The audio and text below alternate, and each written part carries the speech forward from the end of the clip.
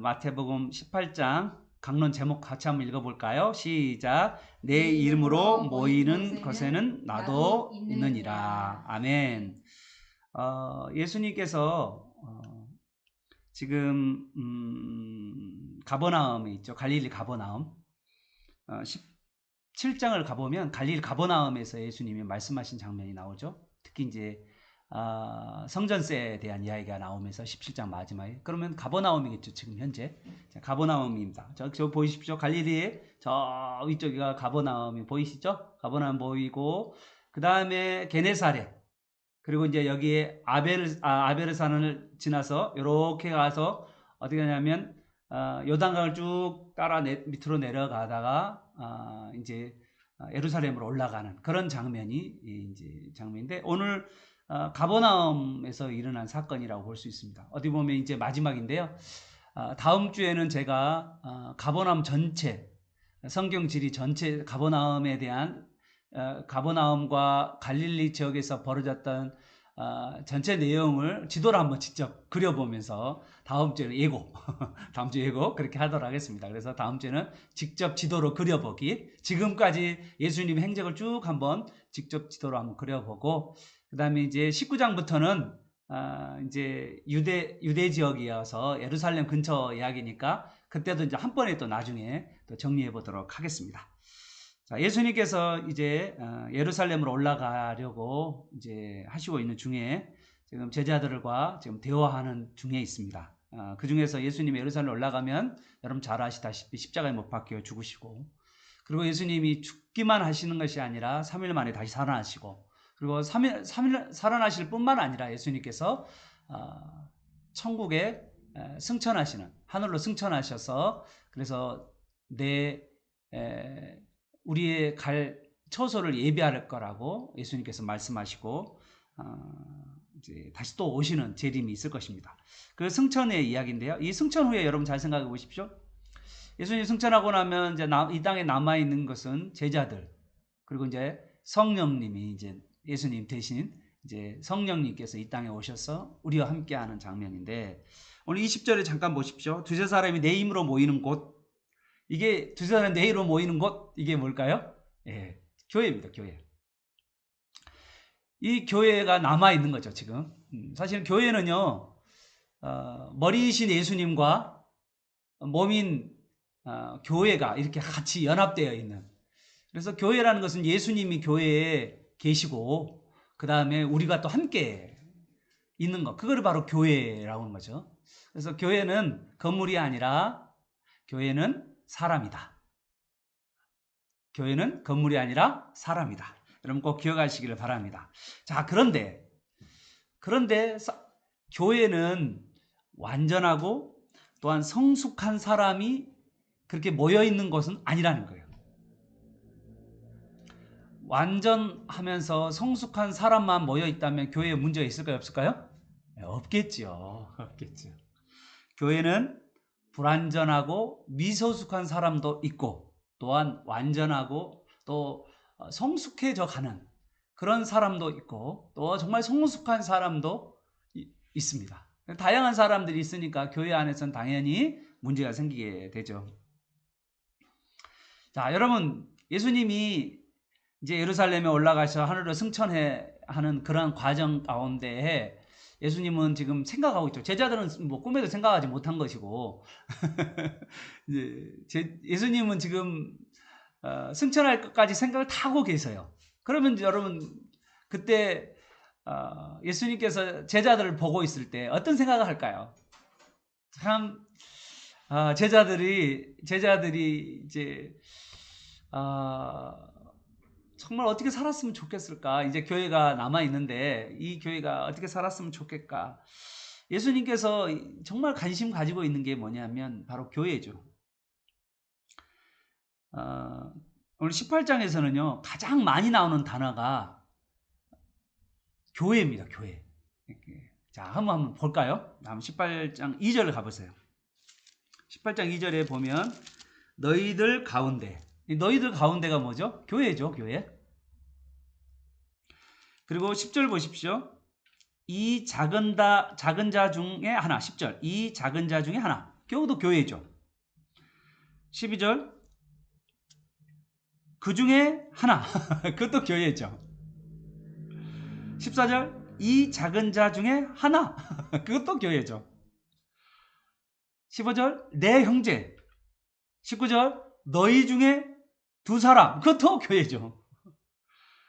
20절 두세 사람이 내 이름으로 모인 곳에 그것도 교회죠. 35절 너희가 교회죠. 지금 오늘 예수님께서는 이 18장에 교회에 대한 이야기를 하고 있는 겁니다. 예수님 승천하고 나서 이들이 성령 안에서 살아가야 되는데 그 가운데 교회에서 어떻게 살아가야 될지에 대한 이야기를 하고 있는 거예요.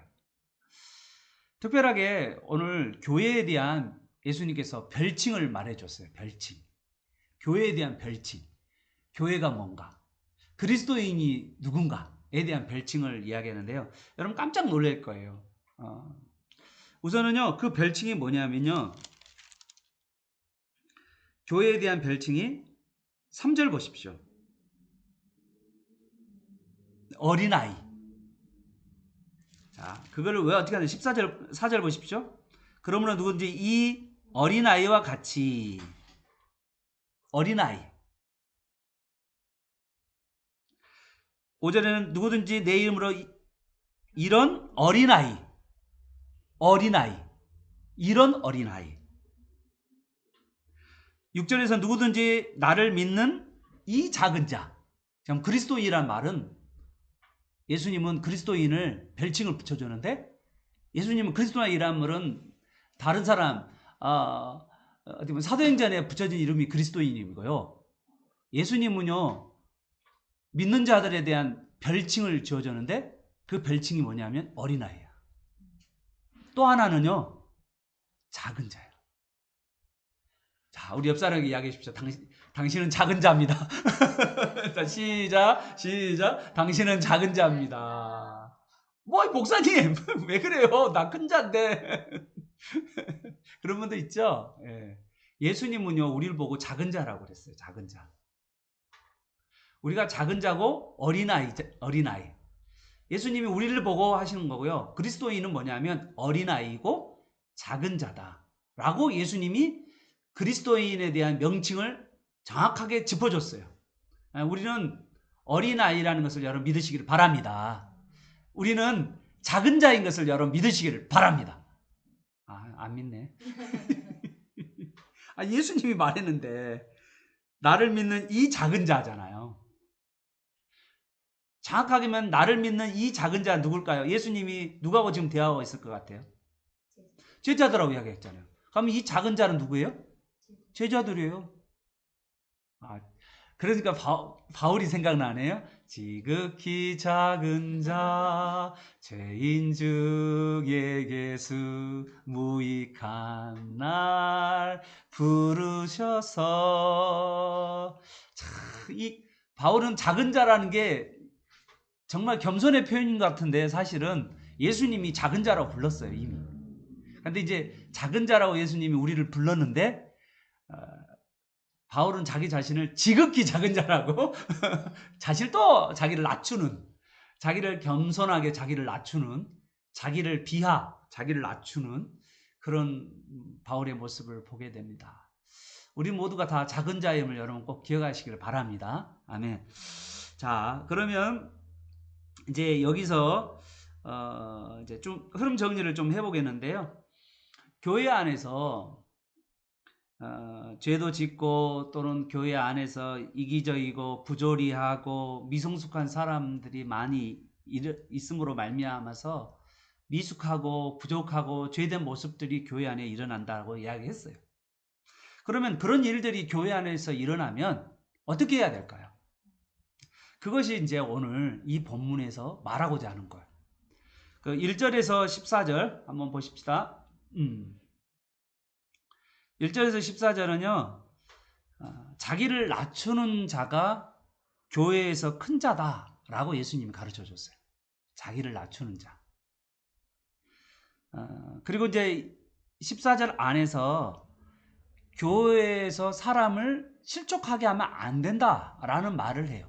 그러니까 예수님께서 하시는 여기 지금 교회 안에서 어떻게 할 것이냐에 대한 이야기를 1절에서 14절에서 자기를 낮추는 자가 교회에서는 큰 자고 그 다음에 교회 안에서 사람을 실족해 하면 안 된다. 그렇게 이야기했고요. 15절에서 20절까지는 교회 안에서 죄가 벌어지고 공동체가 손해를 보고 공동체가 어려움을 당하고 공동체 안에 죄가 벌어지면은 어떻게 해야 되는지에 대해서 예수님이 또 구체적으로 이야기했습니다. 이게 유명한 교회의 권징이라는 교회가 교회 안에서 교회를 거룩하게 하기 위해 교회가 성도들을 치리하고 또 성도들을 또 고면하고 징계하는 그런 권징의 그 기초가 바로 오늘 15절에서 20절이 나옵니다.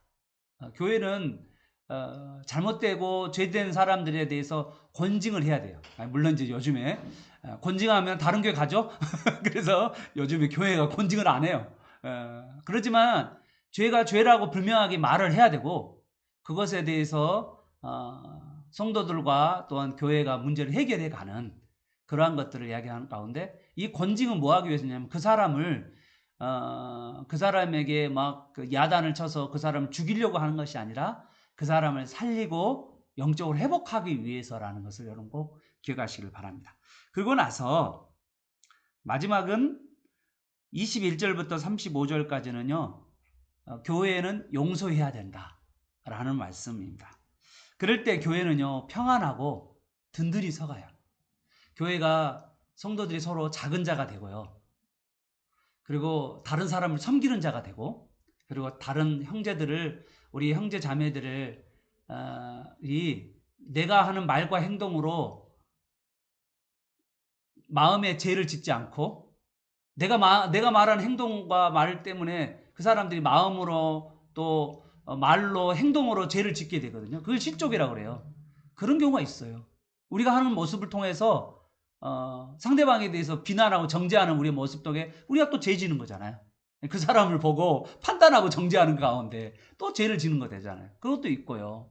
또 내가 하는 행동을 통해서 다른 사람이 또 따라해.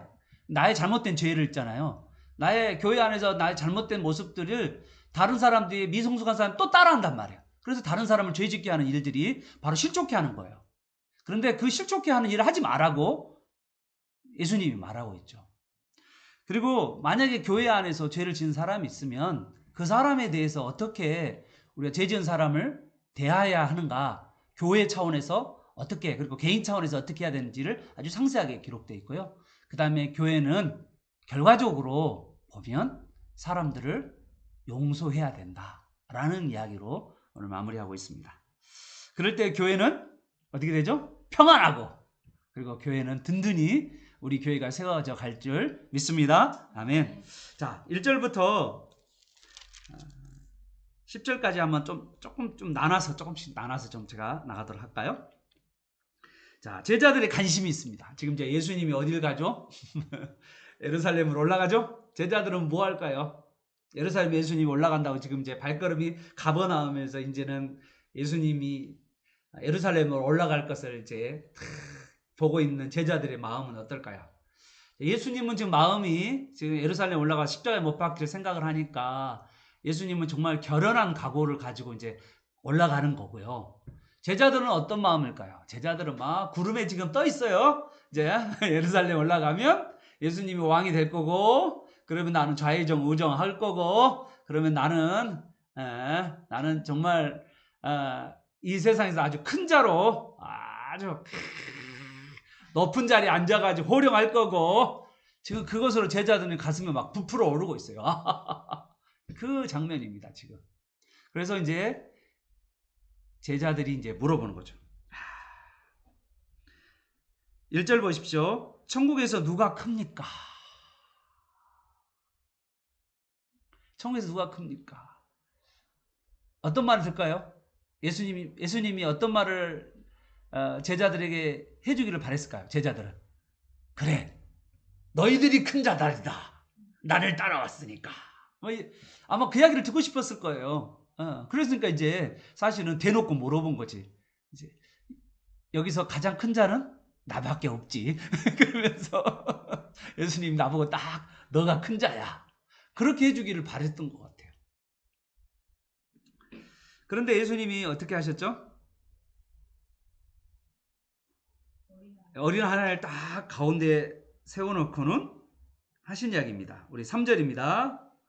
진실로 너희에게 이르노니 너희가 돌이켜 어린아이들 같지 아니하면 결단코 천국에 들어가지 못하리라. 처음에는 진짜 어린아이를 보여줬는데요. 그런데 그리스도인은 어린아이라고 말하고 있는 거예요. 예수님이. 어린아이를 눈에 보여주고 가운데 우리 제자들 가운데 어린아이를 딱 보여주면서 그리스도인은 누구다? 어린아이다. 자, 그런데 이 어린아이가 되기 위해서는 어떻게 되냐면 그리스도인이 어린아이가 되려면 가면 이 땅에 있는 사람들은 어떤 자가 되고 싶어 했을까요? 세상 사람들은 큰 자가 되기를 바라죠. 그죠? 그런데 예수님은 어떤 자가 되기를 바라는 거예요? 어린아이가 되기를 바라시죠. 그리고 너가 어린아이라고 말을 듣기를 원하시죠. 예수님은 그리스도인의 별칭을 어린아이라고 말했다는 거예요. 그러니까 어린아이기를 바라는 거죠. 그런데 이 어린아이가 되려면 자, 여러분 생각해 보십시오. 제자들의 생각은 이런 생각을 잘 생각해 봐요. 예수님, 천국에서 가장 큰 자가 누굽니까? 라고 말하는 것은요, 이미 여기에는 두 단계의 논리가 들어있어요. 첫 번째, 나는 천국에 들어간 것은 당연한 거고, 그 다음에 두 번째는 천국에서 그래도 나도 대빵놀이 하고 싶다. 두 단계의 논리가 들어있는 거예요. 이 제자들의 질문 안에 두 단계가. 그런데요, 예수님은요, 제자들에게 바로 너희가 천국에서 큰 자다. 그렇게 말하지 않고 먼저 제자들에게 충격적인 이야기를 한 거예요. 어린아이가 되지 않으면 천국에 들어갈 수 없다. 제자들은 이미 나는 천국에 들어간 건 줄 알고 말했단 말이야. 제자는 천국은 우리로 이야기하면 따놓은 당상이야. 나는 천국이야. 나는 이미 천국 들어갔어. 천국 백성이야. 나는 그거를 도저히 부인할 수 없어. 난 당연한 거야. 왜? 예수님 따라다니니까. 이미 이 사람은 천국을 완전히 들어가 버렸어요. 그런데 예수님이요, 이 제자들을 놓고 다시 천국에 대한 이야기를 해버린 거예요. 천국 들어가려면 너 어린아이야 돼. 그리스도인은 어린아이야 돼. 이렇게 이야기한 거예요. 그러면 우리는 큰 자만 생각했잖아요. 지금 제자들은 사실은 지금 어떻게 보면 제자들은 예수님을 따라다녔지만 정말 예수님이 말하고자 하는, 예수님이 원하는 말씀대로 살아가는 삶이 아니에요. 예수님은 알긴 하지만 예수님을 쫓는 삶은 아니에요. 아직은 아니야. 그래서 예수님이요, 너가 천국 안에서 큰 자 그것이 아니라 너 지금 먼저 천국 들어가냐 안 들어가냐 그것부터 너 생각해봐. 지금 그 이야기를 하고 있는 거예요. 센 이야기죠. 우리한테도 지금 이야기하는 거예요. 너 자신 돌아봐. 너 다른 단상으로 지금 생각하고 있는데 너 자신 좀 돌아봐. 너 진짜 어린아이 맞아? 너 진짜 어린아이 맞냐고. 그러면 우리는 지금 제자들은 무슨 생각하고 있어요? 천국 안에서 큰 자만 생각하고 있는데 정말 예수님의 제자는 어떤 사람이냐면 예수님 안에서 작은 자, 예수님 안에서 어린 자, 어린아이가 예수님을 믿는 자의 이름이란 말이에요. 어린아이. 작은 자가 예수 믿는 자의 이름이란 말이에요. 예수님께서 그러면 어떻게 어린아이가 될 거냐? 거기에 3절에 이야기해요. 첫 번째는 뭐 하라 해요? 어린아이 되려면 돌이켜야 돼요.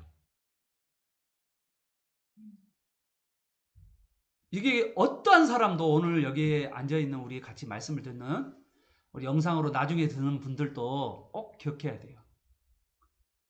나는 예수님이 그리스도인을 말하는 그 별칭이 어린아이다. 그러면 나는 정말 어린아이인가? 라는 것을 돌아봐야 돼. 그런데 어린아이가 되려면 세상에서는 큰 자만을 찾고 있는 우리에게 예수님은 어린아이를 이야기하셨고, 어린아이가 되려면 첫 번째는 돌이켜야 된다는 거예요. 돌이킨다는 게 뭘까요? 회개예요, 회개. 내가 큰 자로서의 삶을 살려고 하는, 남들 앞에 높은 자리에 올라가서 대접받고 싶어하는 그런 자리, 높은 자리에 대접받고 싶어하는 그런 자리에 앉고 싶어하는 나라면 그 사람은 천국 백성이 아닐 가능성이 크다라는 거예요. 되게 센 이야기입니다, 이게. 돌이키라는 거예요. 높은 자리에 앉고 싶어하고 그냥 내가 대접받고 싶어하는 그 자리에 앉고 싶다면 그거는 돌이켜라는 거예요. 그거는 어린아이가 아니라고 이야기를 하는 거예요. 되게 센 이야기입니다, 지금.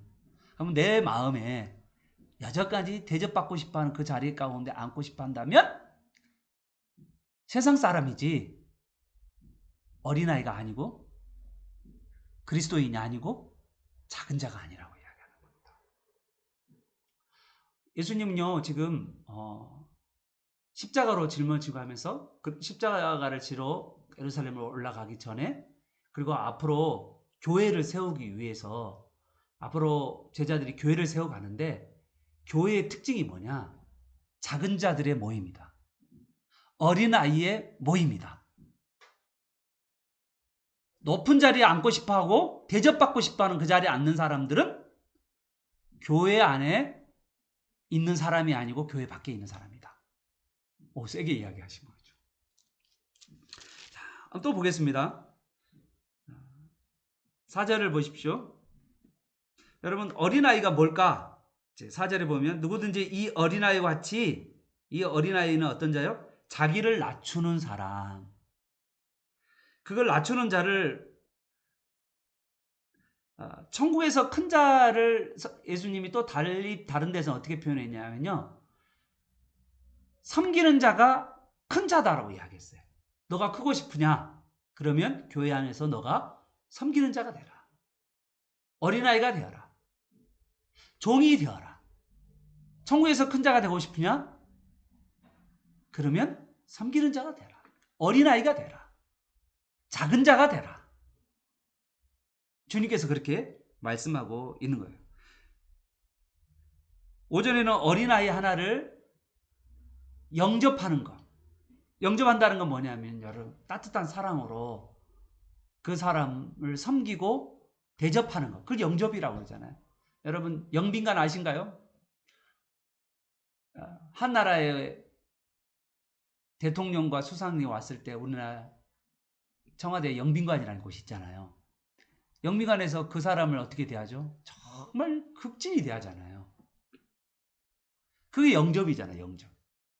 정말 그 사람에 대해서 환대하는 거예요, 환대. 교회 안에 있는 한 사람, 교회에 있는 우리 교회 믿는 자의 그 한 사람, 그 한 사람에 대해서 내가 환대할 때, 그건 누구를 대하는 거냐면 예수님을 대하는 것이다.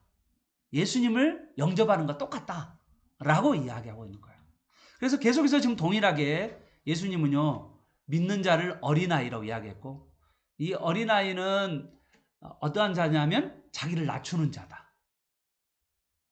그리고 이 자기를 낮추는 자는 다른 성경에서는 섬기는 자다. 그리고 5절에서는 환대하는 자라고 어린아이를 설명하고 있어요. 그러면서 6절, 이렇게 이 영접하는 거와 반대말이 하나가 나오는데, 6절에 보면 누구든지 나를 믿는 자, 나를 믿는 자를 이꼬로 작은 자예요. 예수님은 작은 자가 예수 믿는 자라는 뜻이에요. 내가 작은 자, 구약 성경, 예전 성경에는요, 소자라고 그랬어. 소자, 아주 작은 자. 소자가 바로 믿는 자를 이야기하는 거예요. 내가 소자인 거예요. 자, 옆 사람에게 이야기해 봅시다. 나는 소자입니다. 나는 작은 자입니다. 예수님이 우리한테 말하는 거예요. 너는 작은 자이고 소자이다. 이렇게 얘기해요. 그런데 이 작은 자, 소자 하나를 실족해 하면 어떻게 해요? 차라리 죽는 것이 낫다. 빨리 죽는 게 나아. 실족하면서 사는 것보다 근데 교회 생활하면서 다른 사람을 실족해 하는 거, 두 가지, 실족해 하는 게 두 개라니까요. 내가 말과 행동을 통하여서, 내가 내 말과 행동을 통하여서 다른 사람이 나의 죄된 모습을 따라가게 하거나, 또 두 번째는 내 말과 행동을 통하여서 다른 사람이 나를 정죄하고 비난하고 그렇게 함으로 말미암아 그 사람 마음 가운데 죄를 짓게 하는 거예요. 그게 실족이에요, 실족. 아주 조심스러워야 돼. 우리가 서로가 교회 안에서의 삶 가운데 되게 나의 행동과 말을 조심해야 된단 말이에요. 혹시라도 그거 나의 말과 행동으로 말미암아서 다른 사람이 죄를 짓도록 하는 것이 있지 않는가, 우리 자신을 돌아봐야 된다는 거죠. 그렇게 죄를 짓는 사람은 뭐 하는 것이 낫다? 연자맷돌에 메고 갈릴리 호수에 빠지는 것이 낫다. 되게 무서운 이야기죠. 어이, 나 진짜 무서워. 예수님이 되게 막판 되니까 그냥 본색을 드러내셔, 그냥. 갈릴리 가버나움 가보면요. 가버나움에 이제 베드로 집이 가버나움에 있거든요. 그리고 또 가버나움 회당이 있어요. 거기 이제 거기에 공원화 만들어 놨는데 그 안에 딱 들어가 보면 연자못들이 엄청 많아요. 연자맷돌이 진짜 큰 게 많아요. 큰 것도 있고 작은 것도 있고 예쁘장한 것도 있고 엄청 큰 것도. 큰 것은요 이게 소나 또는 또 나귀가 이렇게 하는 거죠. 돌, 그죠. 그래서 가버나움 가면 왜 이렇게 연자맷돌이 많나 했더니 예수님이 이 연자맷돌 이야기를 가버나움에서 하셨어. 그래서 정말 많아요. 깜짝 놀랐어요. 저도 가면서 이거 꼭 뭐 느낌이냐면 제주도에 온 느낌 있잖아요. 제주도에도 검정 돌들이 많잖아요. 이렇게 현무암 많잖아요. 그런데 갈릴리도 현무암이 정말 많아요. 그런데 그런 송송송 뚫려 있는 그 구멍이 송송송 뚫려 있으면서 약간 파여 있는 그런 거 있잖아요. 그런 것들이 있어요. 근데 그 연자맷돌 진짜 많습니다. 여러분 가면 충격받을 거예요. 약간 뭐 이렇게 연자맷돌이 많지? 근데 예수님이 이 가버나움에서 연자맷돌 이야기를 하신 거예요. 그러니까 사람을 실족해, 여기 그러면서 예수님이 말해요. 7절 보십시오. 시작. 실족해 하는 일들이 있음으로 말미암아 세상에서 화가 있도다. 죄를 짓도록 하는 일들 때문에 세상에서 화가 있어요. 그런데 여러분 이 세상 죄 지는 사람들이 많음으로 우리가 거기에 따라가는 사람들 얼마나 많아요. 그죠? 그래서 세상에 화가 있어요, 없어요? 있어요. 하나님 심판이 있잖아요. 죄 짓게 하는 사람들 얼마나 많은데 사람들을 죄 짓게 만들어. 사람이 그래서 실족하게 죄에 빠지도록 만든단 말이야. 그런 사람들 얼마나 많은데 이 세상에. 그런데 교회도 그런단 말이야.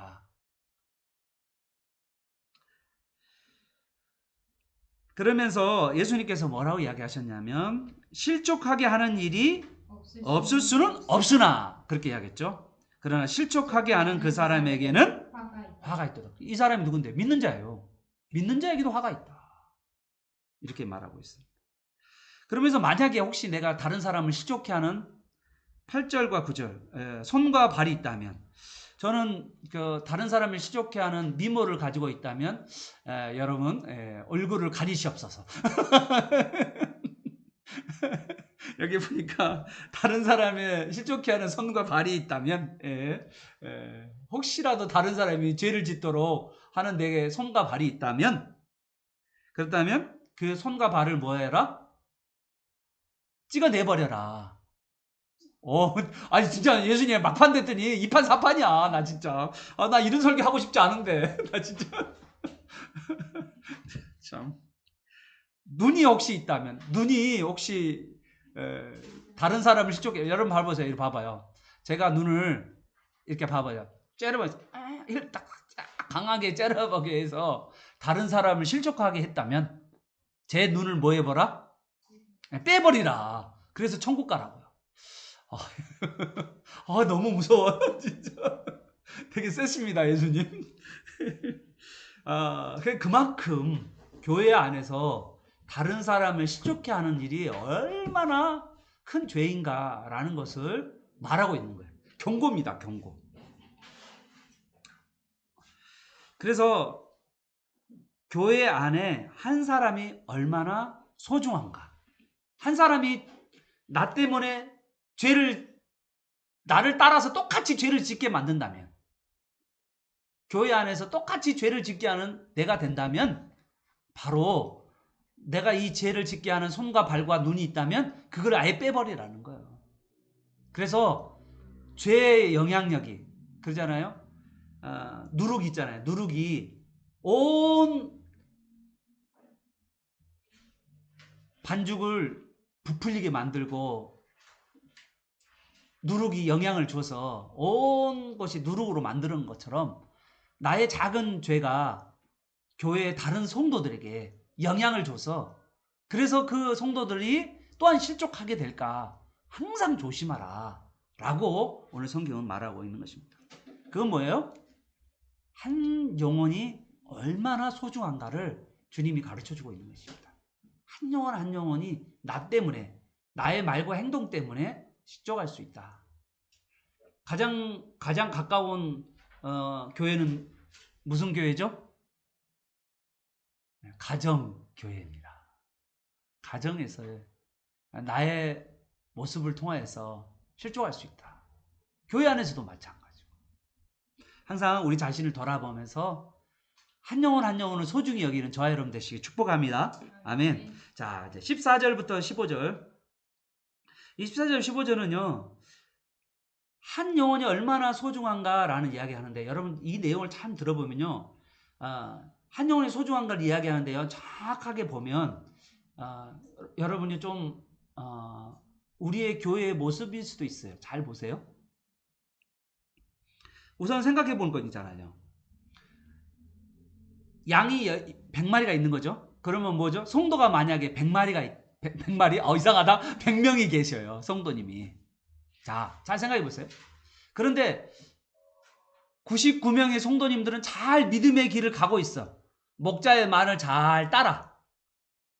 99명 너무 좋죠. 그런데 한 양이 어때요? 길을 잃었다는 말은 뭔지 알아요? 지 마음대로 갔다는 뜻이에요. 목자의 말을 안 들어.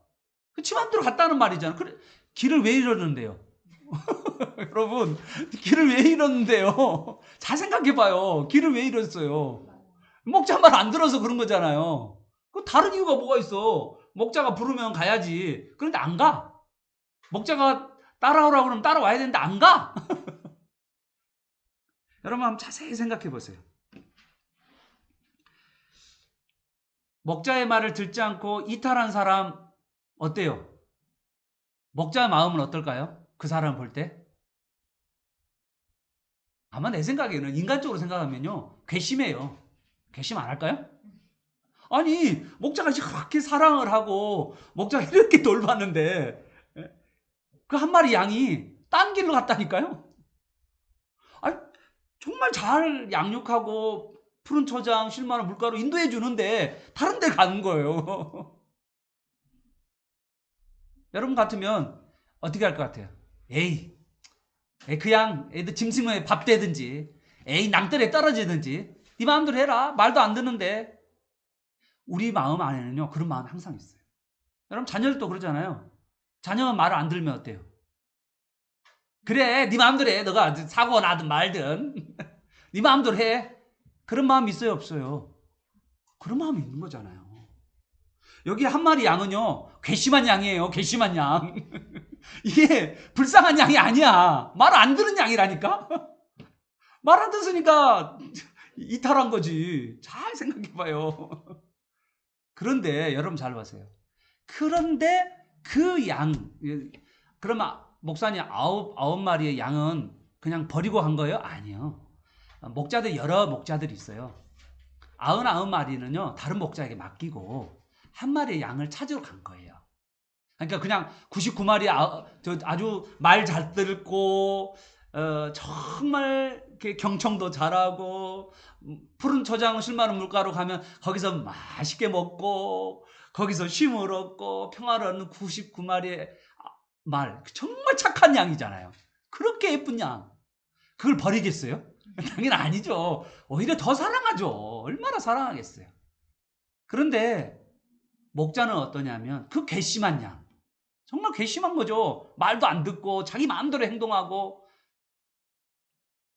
그렇게 가다가 저 낭떠러에 떨어질 수도 있고 저 가다가 저기 짐승의 밥이 될 수 있는 그 양을 목자는 찾아간다는 거예요. 오늘 그것을 알아는 거예요.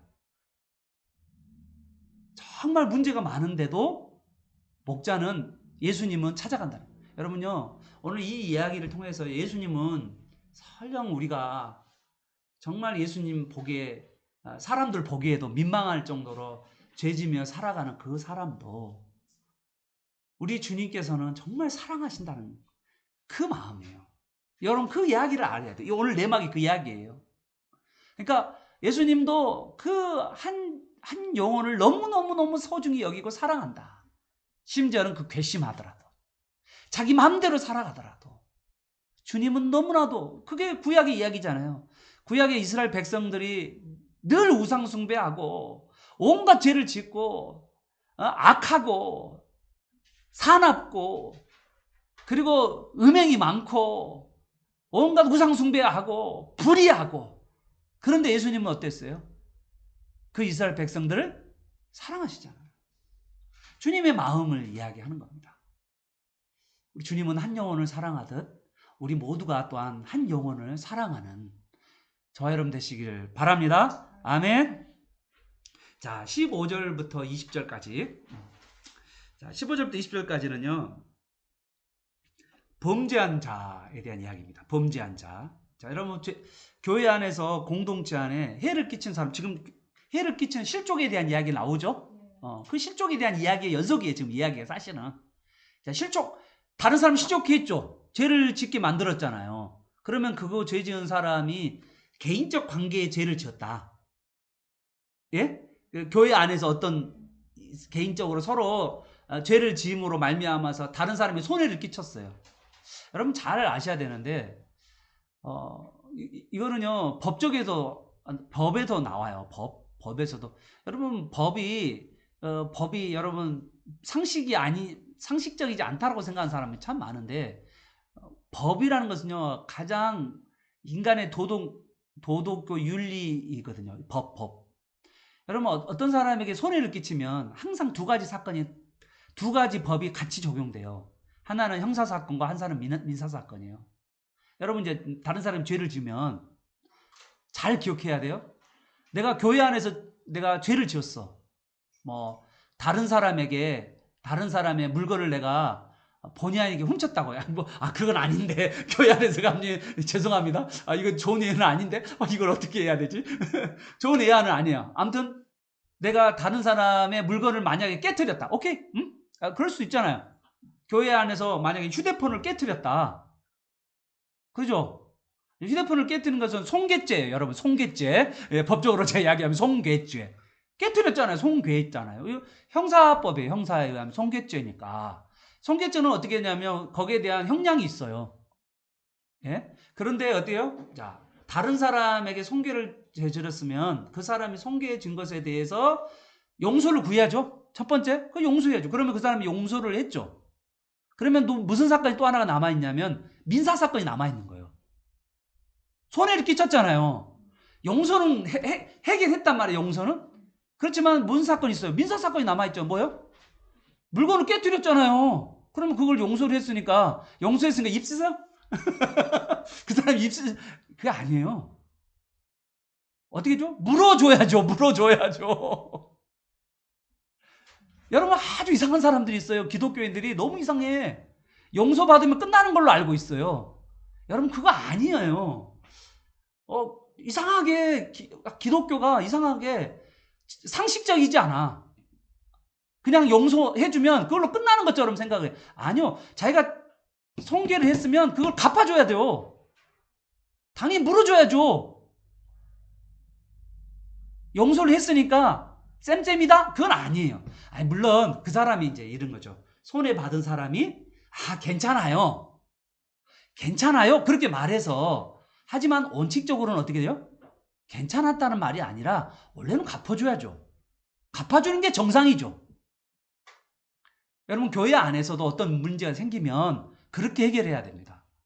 누가 용서했다고 끝났다고 말하는 사람은, 그 사람은요, 성경이 정말 말하고자 하는 그 의도를 모르는 거예요.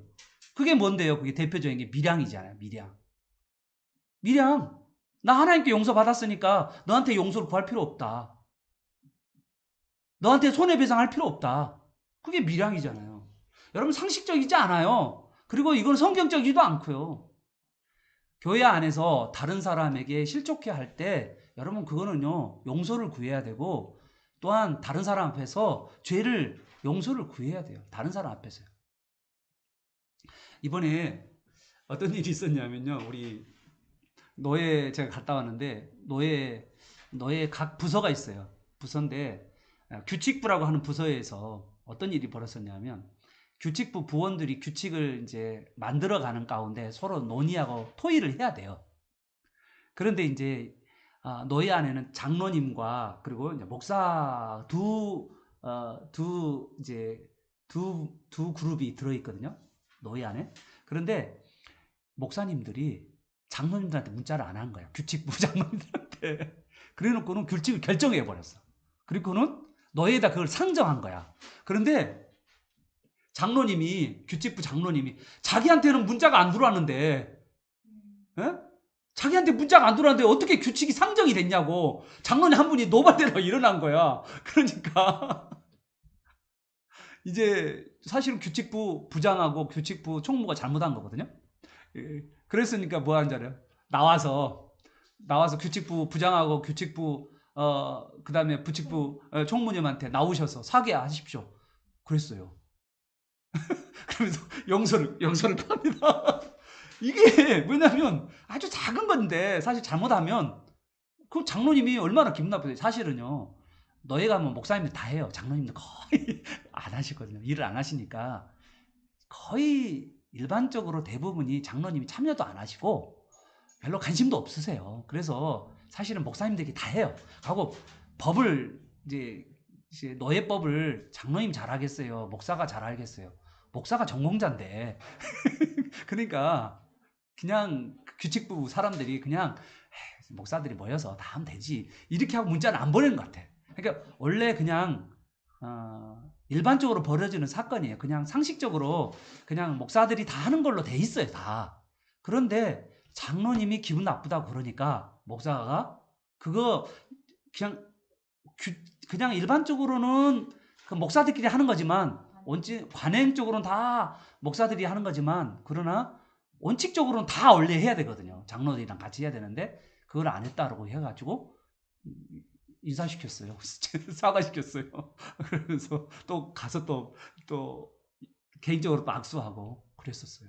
그러니까 아주 이제 정말 이것을 정말 이게 교회 안에서 자기가 잘못한 것에 대해서는 정말 사죄를 하고 용서를 구하고 그렇게 해서 풀어야 하는 그런 일들이 교회 안에 벌어지는 거죠. 그 이야기예요 오늘. 그래서 여러분 잘 보십시오. 한 사람이 범죄하면 어떻게 될까요? 그 범죄한 것에 대해서 두 사람 이 문제했던 그 당사자가 먼저 그 문제를 해결해야 돼요. 내가 지금 두 사람이 싸웠어요. 자 교회 안에서 두 분이 싸웠습니다. 싸웠어요. 그러면 어떻게 해야 되고요? 그 두 분이 서로 문제를 해결해야 돼요. 그런데 두 분이 해결이 안 돼. 그러면 어떻게 해요? 주위에 있는 다른 사람, 영적인 조금 목사가 아니더라도 다른 사람하고 또 그 문제를 같이 해결해야 돼요. 그런데 그것이 해결이 안 돼. 그럴 때 교회 당회에 올라오는 거예요. 그럼 교회 회의 기구에서 같이 그걸 논의를 해요. 그래서 그걸 놓고 죄 지은 사람이 회개를 않겠다 아니면 죄 지은 사람이 돌이키지 않겠다라고 이렇게 계속 끝까지 우기고 그러면 어떻게 되냐면 오늘 결론은 뭐냐면 교회에서 내쫓아라 출교해라 라는 규정입니다. 이게 초대교회 때부터 있었던 교회의 징계법이에요. 징계를 하는 방법. 첫 번째는 사람과 관계. 근데 여러분 잘 아셔야 돼요. 오늘 PPT에서도 제가 권징해 하는 방법인데요. 여러분 교회 안에서 권징이 일어나는 징계하는 방법인데 이 징계하는 이유는 뭐냐면요. 교회를 거룩하게 하기 위해서 깨끗하기 위해서 징계를 해야 되고요. 그러나 징계하는 동기는 뭐냐면 사랑이에요. 그래서 오늘 성경에 보면요. 잘 보시면 15절 보십시오. 15절 하반절에 보면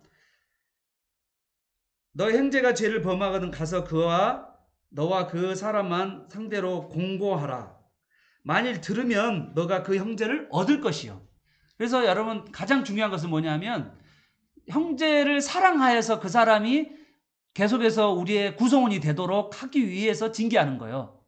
그 사람을 내쫓고 추방하고 그 사람을 이렇게 외톨이시키고 왕따시키기 위해서가 아니라 그 사람을 우리의 한 일원으로서 거룩한 한 일원으로서 받기 위해서 그런 거라는 거죠. 그리고 마지막 목표는 뭐죠? 우리가 이렇게 해서 사랑으로 해서 징계의 목표는 형제를 얻고 범죄한 형제가 돌이켜서 회개하도록 하는 것이라는 거죠. 사랑하는 여러분, 정말 우리가요 교회 안에서 문제를 할 때, 그리고 또 아이들 간에도 있잖아요. 아이들끼리 싸울 때 먼저는 두 사람이 해결하도록 해야 돼요. 안 되면 부모님이 간섭하고, 또 부모가 간섭하면 정 안 되면 어떻게 하죠? 법적으로도 가죠. 세상 법적으로도 가기도 하고. 여러분 절차가 있다는 거예요. 항상 바로 이 문제를 교회에다 바로 이야기하는 게 아니라 둘 사람 가운데 잘 해결해 가야 돼요. 교회 안에서 다툰 분이 있으면 꼭 둘끼리 해결하세요. 안 되면 두세 명이 같이 해결하세요. 두세 명이 안 되면 교회에 연락해서 교회에서 같이 해결하도록, 그런 절차를 예수님께서 말씀하셨습니다. 이게 방법이에요. 방법. 그리고 18절에 좀 놀라운 이야기가 있습니다. 이 이야기는요, 교회가 가지고 있는 징계권 있잖아요. 교회가 결정하는 그 결정에 대해서 하늘에서 인정해 주겠다는 뜻이에요. 교회가 얼마나 영광스러운가를 이야기하는 거야.